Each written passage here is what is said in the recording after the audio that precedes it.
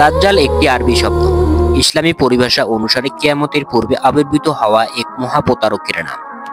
কিয়ামতের সবচেয়ে বড় আলামতগুলোর এটি একটি। হাদিসে দাজ্জালকে সবচেয়ে ভয়ঙ্কর প্রতারক হিসাবে বর্ণনা করা হয়েছে। নবী করিম সাল্লাল্লাহু আলাইহি সাল্লাম বলেছেন, তার ক্ষমতা এত ব্যাপক হবে যে মৃতকেও জীবিত প্রদর্শন করতে পারবে।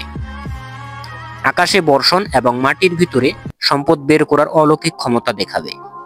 তার হাতে সত্য মিথ্যার সীমানা মিলিয়ে মানুষের ঈমান পরীক্ষা হবে।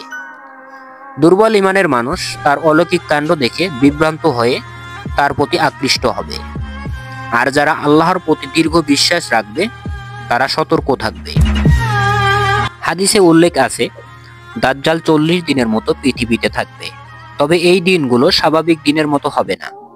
প্রথম দিন হবে 1 বছরের সমান, দ্বিতীয় দিন হবে 1 মাসের সমান, তৃতীয় দিন হবে 1 সপ্তাহের সমান, আর বাকি দিনগুলো হবে স্বাভাবিক দিনের মতো। এ সময়ের মধ্যে পৃথিবীর এক প্রান্ত থেকে আরেক প্রান্ত ছুটে যাবে এবং মানুষের সব কর্মকাণ্ড দেখতে পারবে। সে নিজের সাথে আগুন এবং পানি নিয়ে ঘুরবে, নিজেকে খোদা দাবি করবে। এদিকে আজকের যুগে প্রযুক্তি যেন অনেকটাই দাজ্জালের কল্পনার মতো প্রভাব দেখাচ্ছে।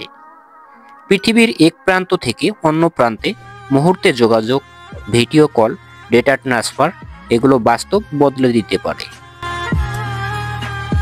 Artificial intelligence, virtual reality, augmented reality এবং ডিফেক্ট ভিডিও মানুষের বাস্তব ধারণা বিকৃত করতে সক্ষম।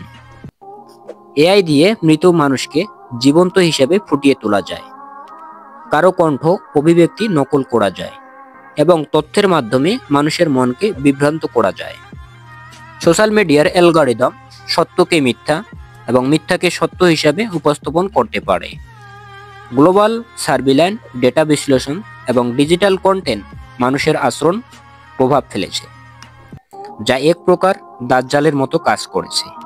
আর এখানেই প্রশ্ন আসে, এআই প্রযুক্তি কি দাজ্জালের আগমনী বার্তা? বাস্তবে এআই কেবল একটি প্রযুক্তি, তবে সরাসরি এটাকে দাজ্জালের আগমনী বার্তা বলার সুযোগ নেই। কারণ বর্তমান পৃথিবীতে যত অগ্রসর হচ্ছে, প্রযুক্তিও তত উন্নতি হচ্ছে। প্রযুক্তির যেমন খারাপ দিক আছে, তেমনি প্রযুক্তিকে কাজে লাগিয়ে ভালো ভালো কাজ করা যায়।